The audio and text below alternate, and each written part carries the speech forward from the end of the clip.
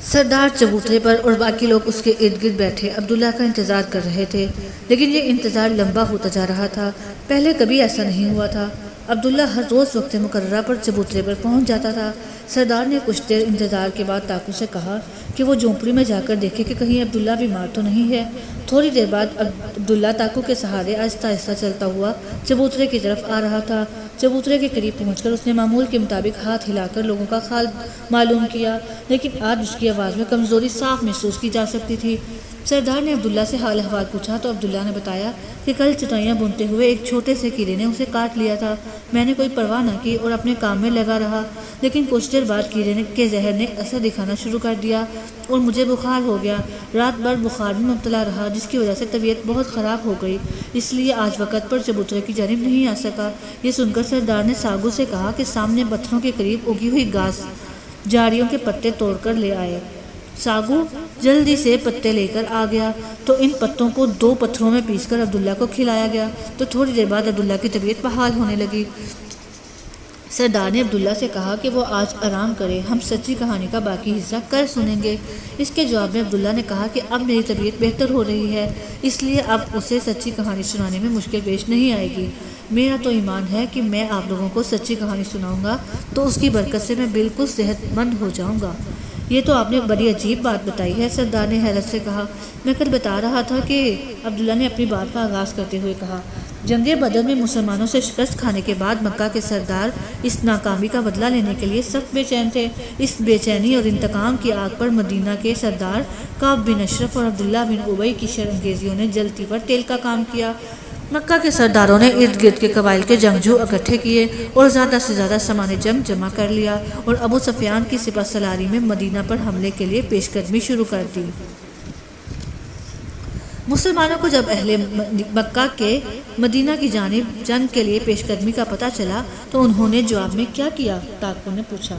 رحمت دو جہان صلی اللہ علیہ وسلم کو جب پتہ چلا کہ سرداران مکہ 3000 مسلح جنگجوؤں کے ساتھ مدینہ پر حملہ آور ہونے کے لیے روانہ ہو چکے ہیں تو آپ نے اپنے جانثار صحابہ کے مشورے کے لیے جمع کیا۔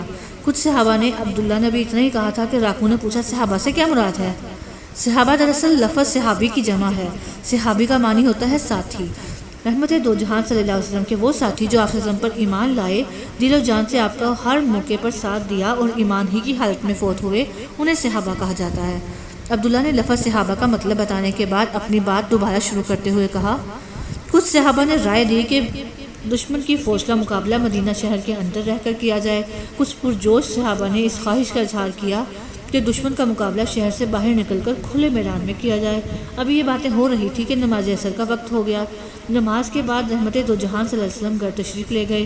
نیچے اوپر 2 زرہیں پہنی، تلوار اور ہتھیاروں سے آراستہ ہو کر باہر تشریف لائے۔ یہ اس رائے کی تائید تھی کہ آپ شہر سے باہر نکل کر کھلے میدان میں اسلام کے دشمنوں سے مقابلہ کرنا چاہتے ہیں۔ سرداران مکہ 3000 کی مسلح فوج کے ساتھ مدینہ پر چڑھائی کرنے کے لیے آ رہے تھے۔ اس کے مقابلے میں مسلمانوں کی فوج کی تعداد کتنی تھی؟ ماکو نے سوال کیا۔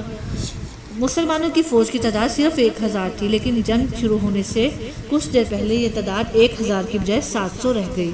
عبداللہ کی بات جاری تھی کہ سردار اور دوسرے لوگوں نے ایک ساتھ جھونک کر پوچھا، یہ کیوں اور کیسے ہوا؟ مسلمان جب ہجرت کر کے مکہ سے مدینہ پہنچے تو بہت سے لوگوں نے سچے دل سے اسلام قبول کر لیا، لیکن اس کے ساتھ ساتھ مدینہ میں کچھ لوگ ایسے بھی تھے جنہوں نے اسلام قبول کرنے سے انکار کر دیا اور اکثر مسلمانوں کی مخالفت کرتے تھے۔ جب اللہ تعالیٰ نے جنگ بدر میں مسلمانوں کو شاندار فتح عطا فرمائی تو ایسے لوگوں کے لیے اپنا وقار برقرار رکھنا مشکل ہو گیا، چنانچہ انہوں نے اوپر سے اسلام قبول کر لیا اور در پردہ یہودیوں اور اہل مکہ سے رابطہ کر کے سازشوں کا جال بچھاتے رہے۔ ایسے لوگوں کو جو ظاہری طور پر مسلمان ہوں لیکن دل سے اسلام نہ لائے ہوں، منافق کہا جاتا ہے۔ ایسے لوگوں کا رئیس عبداللہ بن ابی تھا، جس کا ذکر پہلے کر چکا ہوں۔ جب رحمت دو جہان صلی اللہ علیہ وسلم کی مدینہ آمد سے اس کا بادشاہ بننے کا خواب خاک میں مل گیا تو اسے اس بات کا بہت دکھ اور رنج ہوا۔ اس نے مسلمانوں کی بڑھتی ہوئی قوت اور طاقت کو دیکھتے ہوئے اوپر سے اسلام قبول کر لیا، لیکن اندر سے وہ مسلمانوں کی جڑیں کاٹنے کے لیے بے چین رہتا تھا۔ یہ عبداللہ بن ابی ہی تھا جو سرداران مکہ سے احد کے مقام پر جنگ سے کچھ ہی دیر پہلے اپنے 300 کے قریب منافق ساتھیوں کو لے کر مسلمانوں کی فوج سے الگ ہو گیا۔ اس کا منصوبہ یہ تھا کہ کہ اس اقدام سے مسلمانوں کے حوصلے پست ہو جائیں گے اور سرداران مکہ کی فوج کو مسلمانوں پر برتری حاصل ہو جائے گی، یوں اس کی بادشاہت کے راستے میں روڑے اٹکانے والے مسلمانوں کا خاتمہ ہو جائے گا۔ عبداللہ بن ابی نے سوچا کہ 1000 کی فوج میں سے جب 300 جنگجو اچانک الگ ہوں گے تو مسلمانوں کے ہاتھ پاؤں پھول جائیں گے اور سرداران مکہ کے مقابلے میں شکست ان کا مقدر بن جائے گی، لیکن اللہ تعالیٰ کے فضل و کرم سے ایسی کوئی بات نہ ہوئی۔ البتہ 2 قبیلوں نے کچھ پریشانی کا اظہار کیا، لیکن اللہ تعالیٰ نے ان کی پریشانی کو دور کر کے انہیں مطمئن کر دیا۔ رحمت دو جہان صلی اللہ علیہ وسلم نے دشمن سے لڑنے کے لیے مدینہ شہر سے 6-7 کلومیٹر کے فاصلے پر احد کا مقام منتخب کیا۔ اللہ تعالیٰ کے رسول صلی اللہ علیہ وسلم نے اپنی فوج کو احد پہاڑ کے قریب اس طرح ٹھہرایا کہ پہاڑ فوج کی پشت کی طرف اور مدینہ سامنے کی طرف تھا۔ اس پہاڑ میں ایک قدرتی راستہ بھی تھا جسے درہ کہتے ہیں۔ جنگی نقطہ نظر سے خطرہ تھا کہ جنگ کے دوران میں اگر دشمن فوج کا چکر کاٹ کر پہاڑی کی دوسری طرف پہنچ جائے تو اس درے سے گزر کر مسلمان فوج پر حملہ کر کے شدید نقصان پہنچا سکتا ہے۔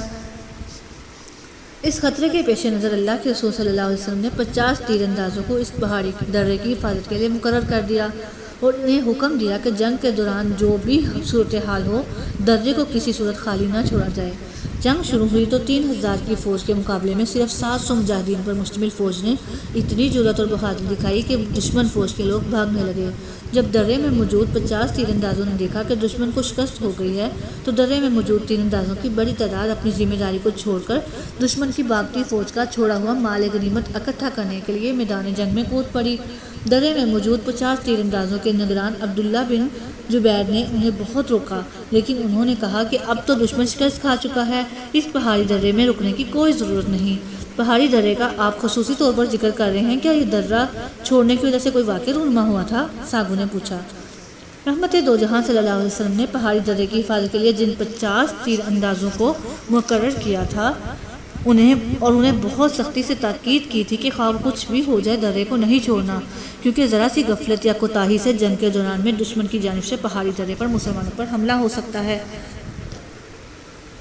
یہ خدشہ درست ثابت ہوا۔ خالد بن ولید جو ابھی مسلمان نہیں ہوئے تھے وہ دشمن فوج کے ایک دستے کے سالار تھے۔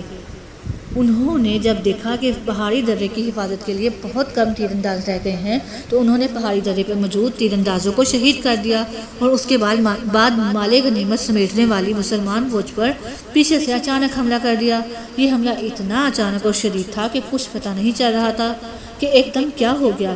اس اچانک حملے کے نتیجے میں 70 مسلمان شہید ہو گئے جبکہ بے شمار زخمی ہوئے۔ زخمیوں میں رحمت دو جہان صلی اللہ علیہ وسلم خود بھی شامل تھے۔ درے کے تیر اندازوں نے اللہ کے رسول اللہ صلی اللہ علیہ وسلم کے حکم کی تعمیل نہ کی تو اللہ تعالیٰ نے رحمت دو جہان صلی اللہ علیہ وسلم کے احکام کی نافرمانی پر مسلمانوں کی فتح کو شکست میں بدل دیا۔ عبداللہ نے بتایا، کیا جنگ احد کے نتیجے میں مکہ کے سرداروں نے مسلمانوں کو شکست دے کر مدینے پہ قبضہ کر لیا؟ تاکو نے سوال کیا۔ جنگ احد میں مسلمانوں کو شکست نہیں ہوئی تھی۔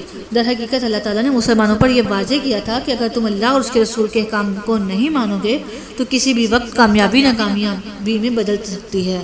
خالد بن ولید اور اس کے مسلح دستے کے اچانک حملے سے مسلمانوں کو وقتی طور پر ناکامی کا سامنا کرنا پڑا، لیکن جلد ہی رحمت دو جہان صلی اللہ علیہ وسلم کے جانثار مجاہد آپ صلی اللہ علیہ وسلم کے ارد گرد جمع ہو گئے اور دوبارہ صف بندی کر کے دشمنوں کی فوج کی جانب بڑھے۔ یہ دیکھ کر دشمن فوج نے بسپائی اختیار کرنے میں عافیت محسوس کی۔ مکہ کے سرداروں کی فوج مدینہ کو تو فتح نہ کر سکی، البتہ جنگ سے واپسی پر دشمن فوج کے سپہ سالار ابو سفیان نے اعلان کیا کہ اب فیصلہ کن جنگ اگلے سال ہوگی۔ اس کے جواب میں جذبہ ایمان سے سرشار ایک صحابی نے ابو سفیان سے کہا کہ ہم تمہارا چیلنج قبول کرتے ہیں۔ اس کا مطلب یہ ہوا کہ جنگ ہار جیت کے فیصلے کے بغیر ختم ہوئی۔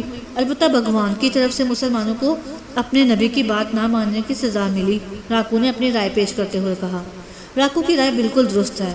یہی وجہ ہے کہ مسلمانوں نے اس سنگین غلطی سے سبق سیکھا اور آئندہ ایسی غلطی سے بچنے کا عہد کیا، جس کا نتیجہ یہ نکلا کہ آنے والے دن مسلمانوں کی کامیابیوں اور کامرانیوں کا پیغام لے کر آئے۔ یہ کامیابیاں اور کامرانیاں کیا تھیں، ان کا ذکر آئندہ گفتگو میں ہوگا۔ اس وقت میں اپنی گفتگو کو ختم کرنا چاہتا ہوں۔ یہ کہہ کر عبداللہ آہستہ آہستہ قدموں سے اپنی جھونپڑی کی طرف بڑھنے لگا۔